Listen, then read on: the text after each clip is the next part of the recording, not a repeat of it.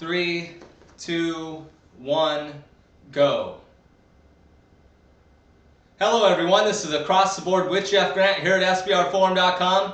Thinking of renaming this channel the Big Ten Conference College Basketball Channel. Been covering a lot of action in this particular conference during the 2012-13 NCAA basketball campaign, and no bigger game than the Indiana Hoosiers versus the Michigan State Spartans at the Breslin Center in East Lansing. When looking at SBRodds.com, the line came out as a pick'em in the betting market. That has moved in favor of the Michigan State Spartans by 1.5 to 2 points, while the total is held steady across the board at 141. More on the betting total at the end of this video. Indiana Hoosiers have won 3 straight since suffering a 74-72 setback to the Illinois Fighting Illini as 7.5-point road favorites. They were really in control of that game over the course of the second half, leading by double digits, a game that I gave out under the total in that one that luckily cashed due to the fact that Illinois won that game in a buzzer beater. Would have gone over the total if the game went to overtime. This team's really bounced back, winning 3 straight and covering the spread since that loss. 83-55 winners last time out against Purdue. The first time in school history that Indiana has beaten Purdue by 20-plus points in sweeping a season series. 6-3 versus ranked opponents at any course of the season. What I mean by that is the fact that they've played 9 teams that have been ranked over the course of the 2012-13 season. 5-0 when playing those games at that particular time when that foe is ranked on the other side of the court. So definitely looking to remain perfect here with the Michigan State Spartans ranked in the top 5 nationally. Defensively and on the boards is really the difference that Tom Crean has instilled in this team from last year to this year.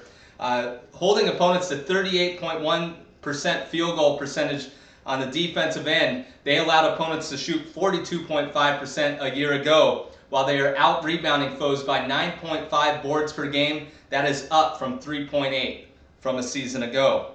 They also lead the nation in point differential, outscoring foes by 21.9 points per game on average.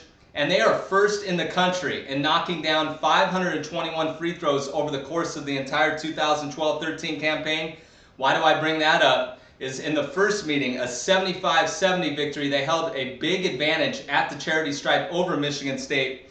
The Spartans didn't shoot a free throw in the second half of that game. That is very hard to believe. Both teams shot well from the field. I don't expect them to hit as many three-point shots and hit as many shots from the field in this particular matchup, but they may land on the free throw line a few more times, especially the Spartans.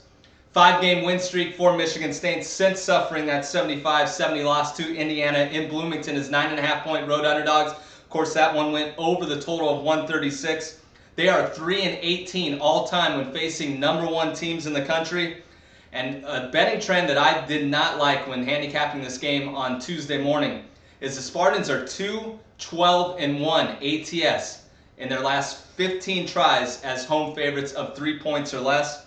They are 6-2 in top 10 matchups at the Breslin Center. Of course, they've had tremendous success at this facility this season, not losing on its home floor. Michigan State 128-21 all time in conference play at the Breslin Center.